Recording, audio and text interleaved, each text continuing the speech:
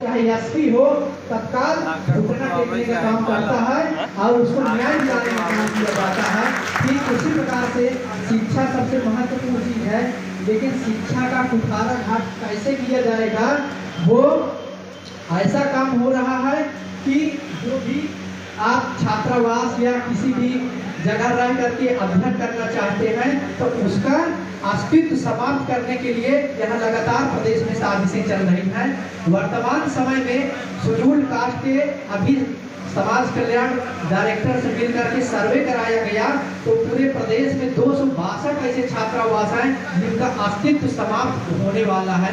जो बड़े छात्रावास थे, क्योंकि पढ़ लिख करके आप आगे न बढ़ पाए, इसलिए साजिश के तहत ऐसा काम किया जा रहा है। वर्तमान समय में 262 में उत्तर प्रदेश में, अब आप जान लीजिए कि कितने बच्चे वहां पढ़ करके IAS IPS बने, उसी छात्रावास की देन है। वर्तमान समय में प्रयागराज में भी एक बंदरघाट छात्रावास, DC छात्रावास बालसर चौराहे पर, अभी हाल में ही मेरे पास फोन आया राजापुर छात्रावास है, उसका अस्तित्व जल्द ही समाप्त होने वाला है, क्योंकि वहां पर बड़े बड़े भूमाफिया पूंजीपतियों की नजर है। कई करोड़ रुपए दे करके IAS IPS सारे अधिकारियों को जबरदस्ती खरीद करके और कब्जा करना चाह रहे हैं, जो कि फर्जी तरीके से फर्जी रजिस्ट्री करा करके ऐसा काम किया जा रहा है।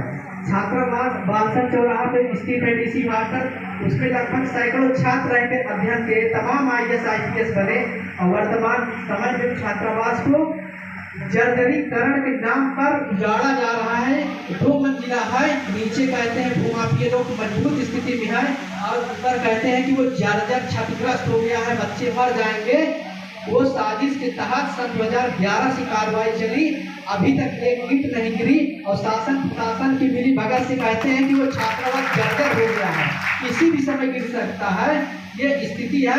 अभी हाल में ही CM चतुर्थ ने उसको आदेश दे दिया कि तत्काल प्रथम तक धराशाही किया जाए, क्योंकि बच्चे पढ़ लिख के आगे न बढ़ पाए।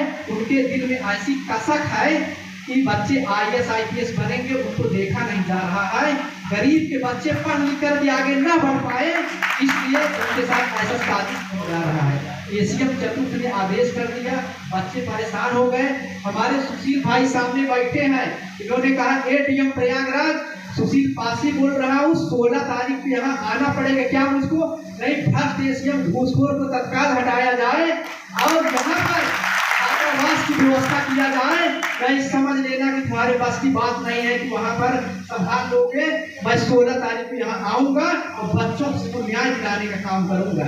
इसी हमारे समाज में आ गए हैं, समय बहुत कम है, लेकिन पूंजीपति भूमाफियाओं से लड़ाई एकदम भाईचारा सम्मेलन के माध्यम से सारे लोगों को इकट्ठा करके हमारे समाज में एक दमदार नेता होना चाहिए। जैसे हमारे सुशील भाई हैं, कोई भी समस्या होती है, समस्या किस स्तर पे समाधान करना है, उस स्तर पे जाकर के उस समस्या का निराकरण करते हैं।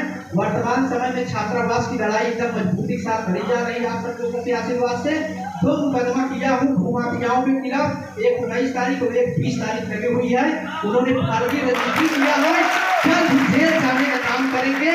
और जो पूंजीपति वहां पर दुकानें चला रहे हैं, उसमें छात्र लोग रहेंगे भारी संख्या में, कई 100 छात्र वहां रह करके अध्ययन करेंगे और भूमाफियाओं को जेल भेजने का काम करेंगे।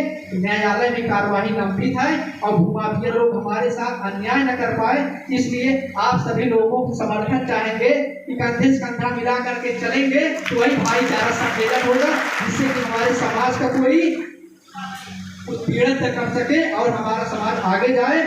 वो हमारे पासी जी कांग्रेस महासचिव उत्तर प्रदेश, जो एकदम मजबूती के साथ हम लोगों को आगे ले जाने का काम कर रहे हैं। अगर इनका हम साथ देंगे तो मुझे आशा नहीं बल्कि पूरा विश्वास है कि हमारा समाज बहुत आगे बढ़ जाएगा। हमारे समाज की एक समस्या और है कि हमारे समाज में स्वीकार्यता नहीं है, हम सामंजस्य स्थापित करके चल नहीं पाते और हमारे अंदर स्वीकार्यता नहीं है कि फला बड़ा नेता बन जाए। इसी कारण से हमारे पासी समाज का पतन होता है, स्वीकार्यता न होने के कारण। उसको ऐसे ही लग रहा है, क्योंकि अभी हम मंथन कर रहे थे तो यही सामने बात आई है, क्योंकि सभी राष्ट्रीय अध्यक्ष बन जाएंगे तब हमारा समाज आगे नहीं बढ़ पाएंगे। इसी के साथ मैं अपनी बात को विराम देता हूँ।